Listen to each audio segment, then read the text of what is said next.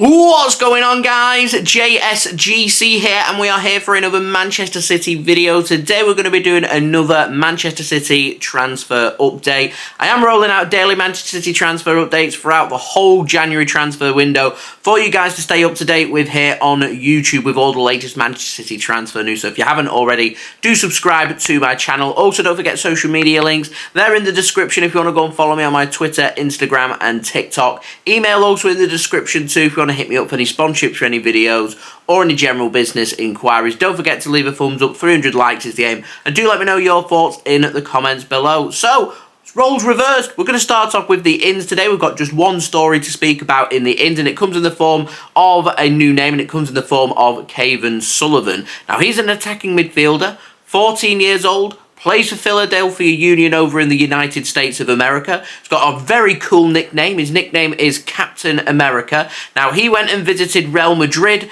Bayern Munich and Borussia Dortmund. He's even played a game for Borussia Dortmund's academy as well. But it is believed, according to Jack Gaughan, that Manchester City, they are favourites to sign Captain America, and once more another young player that Manchester City want to put into their academy. And we've seen over the last 6 to 12 months Manchester City putting so much emphasis on their academy and wanting to bring in the top best talents from around the world, regardless of age, whether that would be players going into right at the very beginning, the under-8s team, or whether that be players coming into the elite development squad, the EDS, or going in the under-18s, just like where Cavan Sullivan would be going. He'd be going into under-16s, under-15s side for Manchester City, but a very well sought after, highly rated, high quality young player, and another player that Manchester City want to add to their academy, and City being front runners as well. It's good to see Man City once more getting the appeal there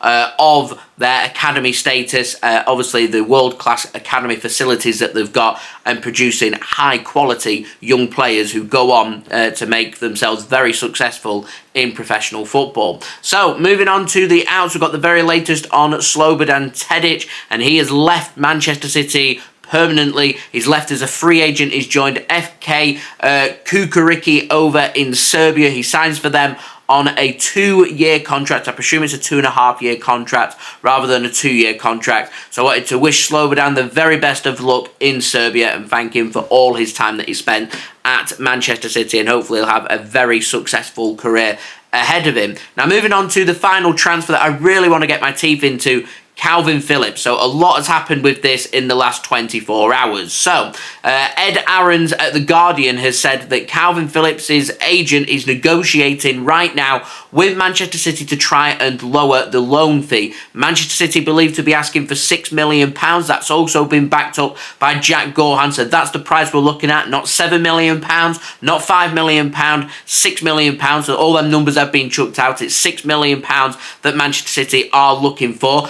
There has been no movement from any club to sign Kalvin Phillips. Crystal Palace, West Ham, Newcastle, Juventus, Everton's name all being chucked out there. There's big problems over this loan fee. No team's willing to pay £6 million to have a player from now until the summer. No team's willing to pay his wage, £135,000 a week. That needs to be sorted. There's Manchester City and these other teams are struggling with the structure of the loan, whether they want it to be an obligation or an option to buy. So there's a long way to go when it comes to Kalvin Phillips securing his loan move away from Manchester City, which is what Kalvin Phillips and his agent have asked from Manchester City, as he wants to leave. He wants regular first-team football so he can be in the England squad on the plane to Germany for the European Championships in the summer. Now, TalkSport have said that West Ham, they're interested in signing Kalvin Phillips on loan from Manchester City this month. So I want to put a suggestion out there, because there doesn't seem to be any buckling going on, whether it be from the teams or from Manchester City. And if that is the case and it goes on right through January and no agreement is found, Kalvin Phillips will remain a Manchester City player. Are Manchester City happy for that to be the case? Well, they're going against their word on Kalvin Phillips.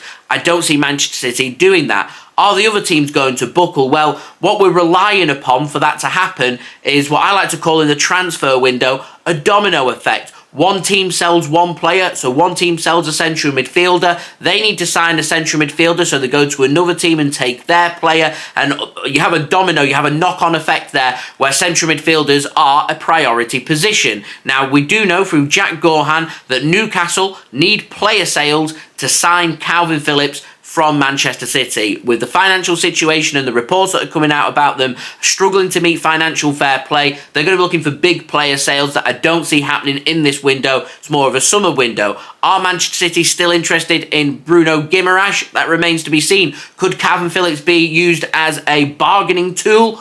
Perhaps. We'll have to wait and see. And that's the indication that I want to go down when it comes to West Ham as well. There's no central midfielder out there that Man City have been linked with that they want more when it comes to a Premier League proven central midfielder than Lucas Paqueta over at West Ham. Now, we wanted Declan Rice in the summer. It didn't happen because there was other interest from Arsenal. They were willing to pay more, and Manchester City pulled out of the race. We could, if Lucas Paqueta clears his name of these betting allegations, have another bit of competition on our hands because he's a class player. If Man City are interested, then other teams are going to be as well. So where's the bargaining tool when it comes to Kalvin Phillips? Well, if I were Manchester City, I might say I'm willing to lower that loan fee and prepared to pay some of the wage and maybe make it an option to buy rather than an obligation to buy. If you give us a verbal agreement that should Paqueta clear his name, that we get first dibs on Lucas Paqueta for this set price. Man City could sort that out in this window. Of course, it'll all be verbal rather than official documents being exchanged because Manchester City won't look to complete that transfer now. They'll look to do that in the summer, but it doesn't mean you can't get the ball rolling. And if we've got something that appeals to Newcastle and it appeals to West Ham and we've got a player that we want from them,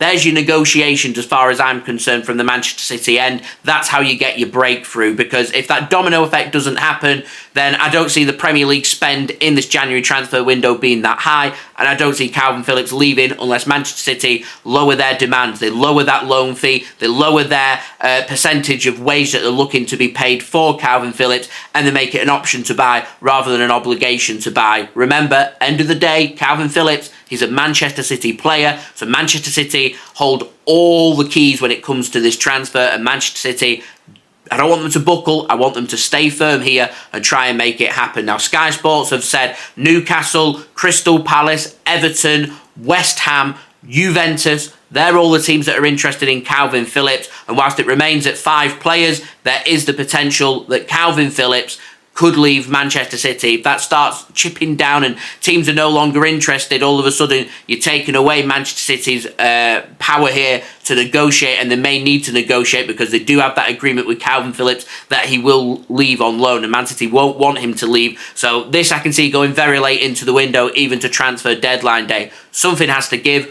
What's going to give? I've just given my suggestion there on how to find an agreement with a player that we may be interested in from a team that want to sign Kalvin Phillips. It makes sense, or at least from my end it does anyway. So there we go, that's been the video. I hope you enjoyed the video. If you did enjoy this video, please do leave a thumbs up. 300 likes is the aim. Also, don't forget as well to leave your thoughts in the comments below. Subscribe if you're new around here. Press that red button, press the bell, and put your push notifications on. Now less than 750 subscribers away from my aim of 34k, so any help towards that would be great. Also, don't forget social media links. They're in the description if you want to go and follow me on my Twitter, Instagram, and TikTok. Email also in the description too if you want to hit me up for any sponsorships for any videos or any general business inquiries, and I'll see you all again religiously tomorrow for the next daily Manchester City transfer update. So I've been JSGC. Thank you everyone for watching. I hope everyone is safe and well. Peace. Ciao for now.